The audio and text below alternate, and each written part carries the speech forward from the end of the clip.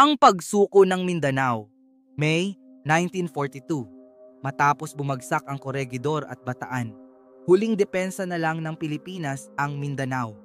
Pinamunuan ni General William Sharp ang natitirang sundalong Pilipino at Amerikano, pero kulang sila sa bala, pagkain at supply. Paano nagsimula ang pananakop? Dumating ang Imperial Japanese Army mula sa Luzon at Visayas. Sabay nilang inatake ang Cagayan de Oro, Davao at Zamboanga gamit ang eroplanong pandigma at artillery. Kahit matapang na lumaban ang mga Pilipino, unti-unti silang napalibutan.